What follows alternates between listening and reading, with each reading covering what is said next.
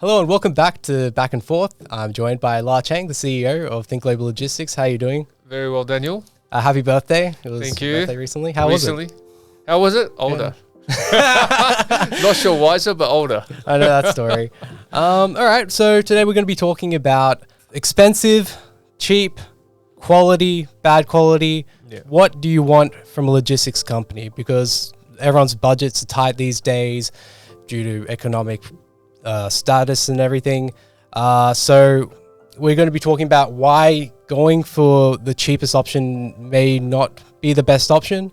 So when someone is paying less for a logistics company, what can they expect when they're just focusing on the absolute cheapest they can get? Not all logistics companies, like anything we do or anything we have in the world, are created equal. Okay. Certain companies have different wishes and wants and desires, their business model, their decisions. Some companies are happy to make lower margins than others. Other people want to make more margins. Those things are, you leave it to each individual business owner's decision. And that's how invariably you come to a price point with relation to a product or a service, right? With that being said, that's very simplistic, but it starts from there, right? Some of the better companies that's been around for longer, they'll go one layer deeper, and that is, okay, what is our actual product? What is our actual service? And when we think logistics as an industry per se, there are a lot of us in the marketplace. So that creates a very, very high pressure environment in terms of competition and what all of the fun and games that brings, right? Mm-hmm. So it is something that I think most companies within this industry grapple with or are challenged by, because let's face it, you're in business to make money, and we all want to maximize our margins and profit and what have you, because that's the only way we're going to grow, right? Yeah, it's one of those questions. It's easy to ask, but it's very difficult to answer, because there is just, it's like, how long's a piece of string? Yeah. So if you were an importer or an exporter, especially when you're dealing with our industry, which is logistics, which is not very well known, right? The first question you normally ask is price, because that's all you really got going for you. Right, yeah. Because you don't really understand what else to ask. Exactly. And our industry hasn't been done a great job educating our customers to say, hey, these are the things you should start the conversation. For far too often, we hear from potential customers, the first thing they ask you, what's your price? And it's like, well, I don't really have a product that you can already see, that then I can put a price tag on it and then go, okay, is it good? Is it bad? Is it cheap? Is it, It's too complicated for them to understand, so they just jump to They just price. go straight to price. Yeah. Exactly right. And so therefore, you say, well, if someone's paying cheaper than another, yeah, sure. No companies will be paying the same amount of money. Yeah. Right? Different companies pay different amount of money. And if logic prevails, you should be getting the right price based on the size of business that you bring to the table. Mm-hmm. Okay? And that's usually the first rule of thumb. If you're a small guy or a small startup, be realistic with what you want. You're not going to get the best price, even if you ask for the best price. Because the more you ask, the more annoyed you're just going to piss people off, and they're just not going to want to even deal with you. Yeah, beggars can't be choosers, so right? So I always say to the startups, be realistic, man. Don't ask for cheap price. So I'm not sure whether I've asked you. Yeah, no, I think so. I've sort of answered your question, because the question was, it's one of those things that are quite difficult to answer. Yeah, no, I think you've touched on it. So yeah, I guess what could they be expecting if they want to pay cheaper? And like you said, if you are a new business, cheaper is subjective. What is cheaper? That's the point. What is cheaper? Cheaper against what ruler, right? Yeah. If you just bring two pieces of paper and you write two numbers on it and you go, oh, lower is cheaper. Yeah, sure. Yeah. But what's behind it? Like, we're freight forwarders. We're not paper givers. If my business is just give you a paper on a number and I just write a lower number, yeah, we are cheaper. But what is cheaper? Yeah. Cheaper at what cost?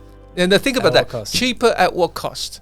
Like, I guess the anecdotal story I can tell you guys here is that, when TGL first started, it was just me on the ground. And we had to go talk to suppliers to get price points, right? And like any overzealous young startup person starting a new company, you know, where my kitchen sink was thrown into the business, and to survive, you naturally get very anxious and you want to get the best. And you say, oh, you go to these truckers and you go to the terminals or the carriers and you say, give me the cheapest rate, you know. Right, because you're trying to save as much as you can. You're trying to save as much as you can. And it's very natural. So to all you listeners out there, for you to say, look, I want the cheapest. I hear you. I empathize with you guys. I know what that means because I've been there. There's nothing wrong with it. Exactly. But it took years for me to realize, well, you know, not years, but for me to quickly wake up to the fact is that when you're very small and you're starting up, even though your intentions to save costs and to have the cheapest so you can have the better chance to survive the years that's gonna, you know, hard years ahead of building the business, you're not going to get it. It doesn't matter how hard you ask for it, because you're not bringing anything to the table to the ones that are giving you the service. If anything, you know, looking back, the right strategy would have been, for me personally, to actually invite these suppliers in, and I said, hey, what's your rate? Whatever their rate given me, I should have, be a ballsy move, offered them maybe 5% more. Why? Right. Because if I just give them what they asked for on the tariff and not negotiate it, that would have been a win for them. But however, where do I still sit? I'm still going to be judged by the side of the business I'm going to give to them, right? Exactly. And they could have tens, if not hundreds of customers. And they're going to treat you the same. I get lost. Yeah, you get lost in the noise, yeah. How often they're going to get a new guy and go, look, okay, great, I'm going to pay you 5% more. That's a great point. Right? They're going to go, hey, initiative. I've got a lot of customers. This is a new guy, Yeah. but he's got the commercial sense to know he's nothing and he's willing to pay for it. Exactly. So almost I'm buying his attention or her attention to say, hey, I'm young, I'm hungry, I'm going to build hard, but I've got the commercial sense, not to squeeze you, but in fact, to pay my dues. Wow. So that's what I think, you know, if I was to do this all over again, and I probably won't, but if I was to do this all over again, I would have taken that strategy. Yes, it would have cost me, but nothing that was going to cripple me, because the few dollars that I was trying to push so hard, it did so much more damage to us as a business. Right. Because people just weren't high when they're dealing with us. Like, you know, they don't give us any business and they're already squeezing us. Nobody wants to touch that. Yeah. I mean, so all the viewers that's listening, think about it. Would you want to touch something like that? Put yourself in those shoes. Yeah, well, I guess that sort of leads into, like, so you've been in this business for quite some time. I'm sure maybe I'm wrong, but you've experienced working in a company, a logistics company that's cheaper, that's really fighting to be the cheapest, and one that's a little bit more quality-based, premium-based. Have you found that if you did work with a more cheaper one, do you find it ends up costing the client more in the long run due to, like, maybe because it's cheaper? Like, let's say, for instance, I buy headphones. If I go for the cheapest one, I'm replacing that all the time. It can end up being more. Yeah. Do you find the premium sticks? Yeah, I feel there are always exceptions to every rule, but I feel generally speaking, when you're paying more for a company, if that company is a legitimate business with your best interests at heart, and if they're charging you a little bit more than the market, you're generally going to get that value back, full stop. Sure, there are a lot of fly-by-nights out there that's ripping customers off left, right, and center and still deliver a shit service. Yeah. And there are a lot of those examples out there. But again, this relies on our own due diligences to make sure we weed it out. And there are a lot of us, and I don't take pleasure in recognizing a lot of our customers or potential customers or the people out there looking for these services is finding it very difficult to find the right one, because there are so many of us. We all have a different story, we all have a different way of doing things, and it's a jungle, right? You know, how do you make sense of it all? And it's difficult. But with that being said, yes, traditionally speaking, if you're getting charged a little lower by one guy and a little higher by the other, they should have some substance in terms of difference. Yeah. It's not always the rule. There could be exceptions. You could be, working with a guy who's just super hungry, or, just willing to live off absolutely hardly anything. Yeah, but willing to put in that twice work. as hard. Yeah. But keep in mind, though, in this world, again, but similar to the example I just gave about when you're small, pay a little bit more together, right? I like to think that's a very commercial way of doing things. Yeah. It's scalable, right? Because people, let's face it, just think about when we hang out with our friends together. Mm-hmm. We enjoy our friends that are around us who are a little bit more generous with their time, Definitely. with their money, with their attention, right? Yeah. We sort of shirk away from the friends in this group who are a bit more tight-assy, Flaky, who always counts on things, who always doesn't want to do this or counts every penny, right? So that personal experience translates in the commercial world. That's a really cool It's example. not difficult to comprehend, right? So if you don't enjoy that environment in the personal standpoint, don't be that in the commercial standpoint. Well, I guess that leads to the next question. Where does TGL fall into this sort of chart of cheap and quality or premium? Because it is a balance that you have to sort of fight, Well, right? yes. So I'm 100 behind my business values and culture. And I'm stern believer. I know this is biased, and a lot of the listeners and the viewers are going to say, oh, yeah, of course you own the business. But TGL was founded on the principles of getting on board good quality people, train them well so they can do a good day's job for our customers. And that costs money. Finding good people costs more. Training them more than our competitors would costs more. It takes a longer time. All of that adds to the cost. Like our office environment, we chose a great place to work. We designed the office to be playful and fun and engaging for our staff, all at our expense. Why? Not because of anything other than we're all human beings. We want a good place to work. We want a place where we say, hey, you're going to go to work. The work is a pretty damn fun place. 100%. Right? Looking out at the Harbour Bridge and the Opera House and the water, that costs us a ton of money. And we actually have a video on where you can check out our office. We'll link some videos, and it's incredible. And it costs a lot of money.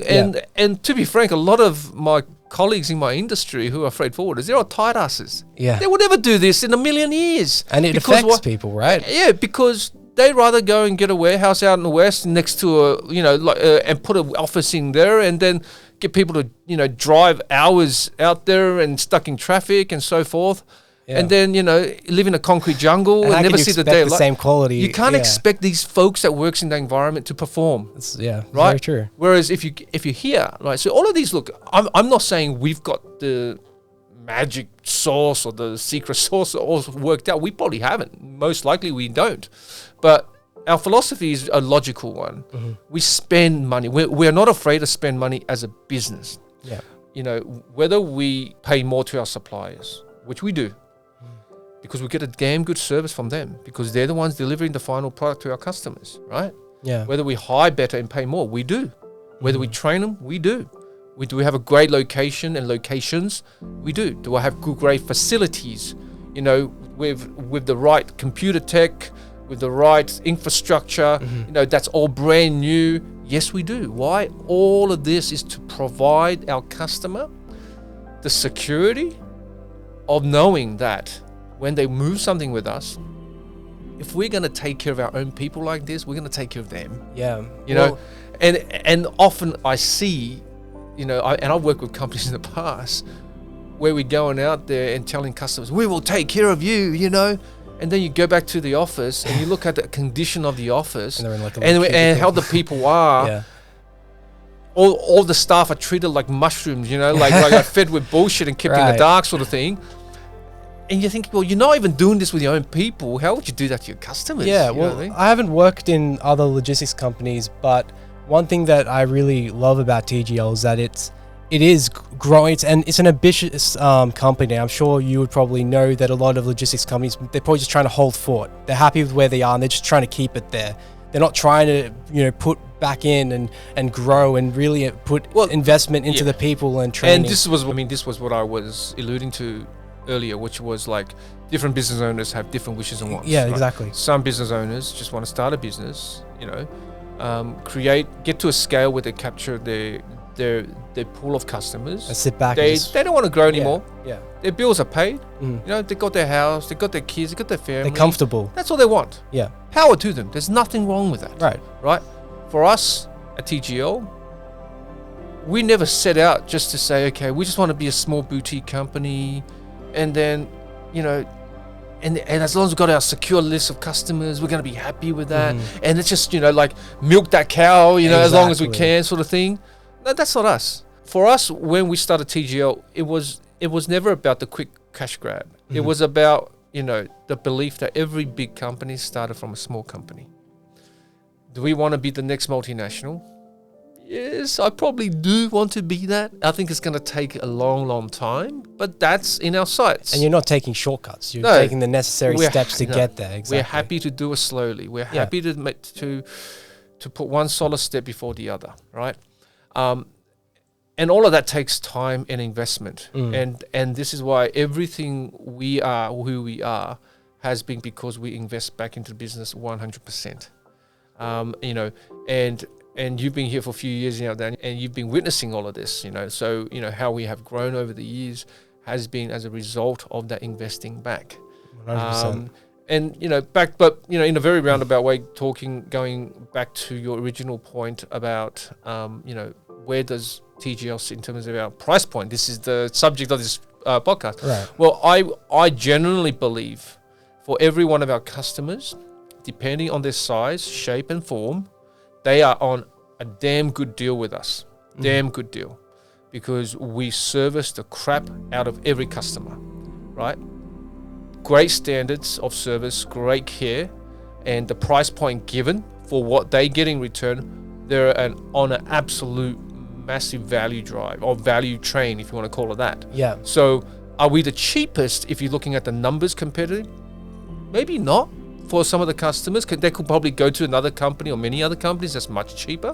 But in terms of what they're going to get back in return, I don't think they're going to find a better option. We have some X factors. I've noticed things that really make us stand out from the rest, which, I feel like any cost that is sort of reasoned based on that. We do things differently and we stand out. We do things differently. I think, Jerry earlier on, was eluded. He's behind the camera, guys, or he's hovering behind the camera, like this great, great Pakistani, movie star, hovering, giving us cues.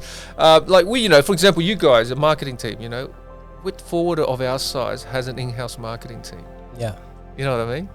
None for sure. And why do we do it? It costs us money. You guys don't generate any income. Or yet, anyway, we want to be monetizing YouTube. We're getting monetized. But even when we get monetized, it's probably a few cents in the freaking month, whatever it is, right? Yeah, but the point is, we never created this to make money. We created this because we want to genuinely bring content to online and to put a spotlight on this industry.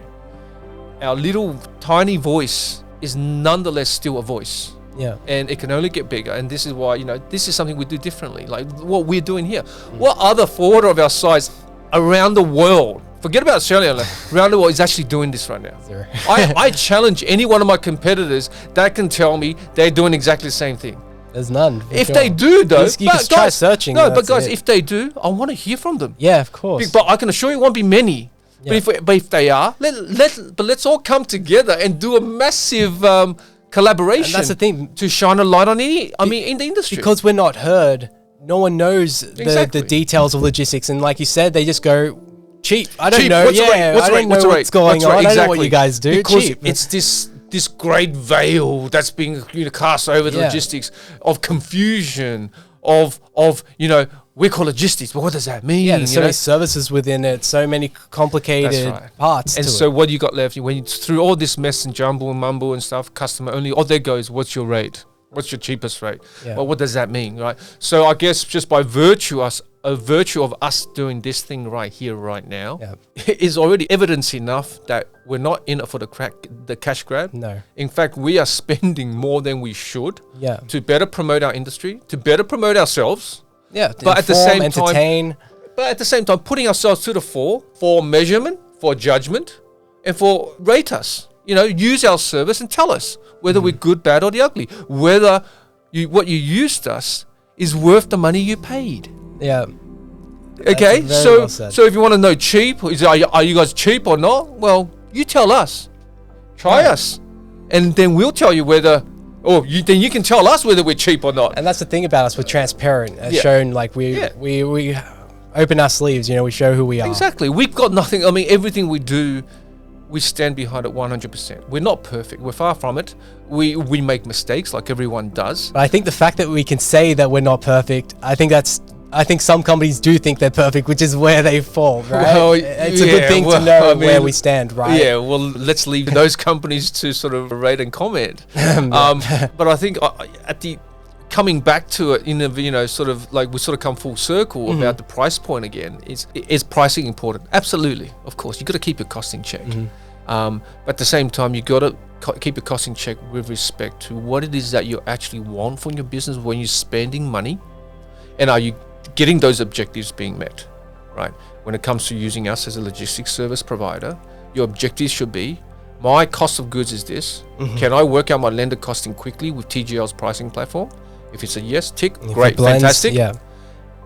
I have deadlines I've got to meet with these cargo. Is TGL delivering on that service that promised me they were coming? Most of the time, over 90% of the time, yes, tick, great, checked off. Do I feel like I'm known within TGL? Do I feel like a valued customer within TGL? That's an important one, I think, for sure. Yep, I do. Tick that off. Great. Okay. Then you look at it. How much do I pay for all of that? X. Is it worthwhile? Yes or no? If it's yes, great. If it's no, guess what? We want to hear about it. Yeah. We actually genuinely want to hear from our customers and say, hey, TGL, we've been using you guys for a month or so. Our product is such, our spending is such, you guys have been great, but we need better. You know what? We're not going to go no. Right. We're going to want to hear you out. We want to improve. And if you present a reasonable case to us in saying that you have a sincere willingness to work with us, and that because of your own macro challenges or what have you, your product needs better from us to grow, we're going to be 100% behind you. Why? Because if you don't grow, we're not going to grow. Yeah. And if we can help you grow, then now that's magic, right? Exactly. So this is, I think, the moral of, well, not the moral, but the story of cheap. Doesn't even come into play. It isn't about cheap or expensive. It's really about, am I getting that experience out of it, right? Very well said. Yeah, so, and I generally, want us to continue to create content where we can educate the customers or the public who requires our services to understand more so they can ask more informed questions. And I feel like with the feedback, not only from clients, but from people watching, are we bringing the right information to you? Do you feel like you're learning from us and you're entertained from us? And if not, let us know, because similar to the services, we want to grow as well as the marketing. And we're creating this content, again, this costs us money, right? Yeah. This department costs us money, real hard dollars going out. And most of us, yes, are we doing promotion? Yes, we are. But at the same time, if you guys, the viewers can just go online and look at some of the content. They're not really self-promotion content. They're more public education, information content. A lot of it, yeah. So we are giving back by way of education, by way of information and updates. Because we care about this industry. We love what we do, and we love the customers, and we feel honored and privileged to handle those customers' cargo, because that's where our satisfaction lie, right? That's beautifully said. Wow, yeah, really well said. So I think, is TGL cheap? Well, I'm not sure if I've answered the question, but I don't think I need to answer that question. It's up to them to answer the question based on, are they getting what they want? Because at the end of the day, everyone wants to get what they want. Exactly. One of the final examples that I like to provide out in terms of the stuff that we have been doing in the real example that we recently happened to us. Remember the video we recently shot regarding the import regulations, how to import into Australia and delivering to Amazon. A recent one, you guys can check that out. So maybe guys, you can put a link somewhere for the guys to go to that video. I think we posted that for a week, and within the week we had an email from a customer in the US who was trying to get a shipment in from Argentina to Amazon here in Australia. They initially was using you know what? No names dropping. No shaming here. We can censor it. But they were. Let's call it. They're probably one of the largest, if not the largest, company in our space. Right. Okay. I think Hey, come on. There's no need to go that low, guys. It could be McDonald's. And this particular customer was just, getting very fed up because they were just yo-yoing him along. 1 minute yes, 1 minute no. And then a lot of time was wasted. And ultimately they said, you can't get your shipment in because of so and so and so. Wow. Which our video answered perfectly to his conundrum. And then he reached out straight away and it was kindly said, look, saw your video, reached out, I've got the exact same problem. Incredible. Help us out. Yeah. And, within that same day, we arranged everything, we sorted everything out, and he's got no more stress. And it goes right back to he wasn't getting what he wanted. No, and it doesn't matter how little he was paying.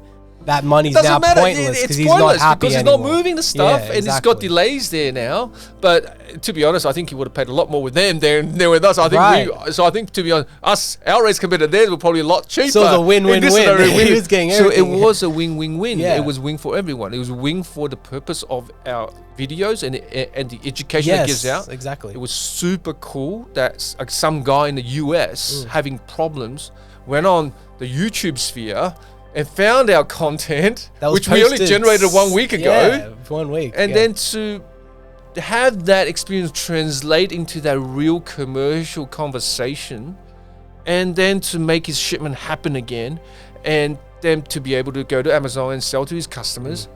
It's beautiful synergy. This is the magic in our industry. You 100%. see, that's the magic of logistics, because we bring commerce to every community in every country. Without us, it won't happen. Some does it better, some does a little less. But this is why, again, I like to promote our industry. It's great. So if you're a young folk in high school or in university and you're not sure what you need to do, look at logistics, because we're the guys behind the curtains doing the real work. Without us, there will be no commerce around the world, full stop. And I think that on that note, we couldn't have ended it any better. That was really well said. And hopefully you enjoyed this discussion, and hopefully gave you a bit more insight on, if you're looking for something cheap and quality, what that means, or what a logistics service should be for you. And make sure to check out our other videos. We're entertaining and informative. And make sure to like and subscribe and comment, and we'll see you in our next conversation. Thank you, Lyle. Thank you, Daniel.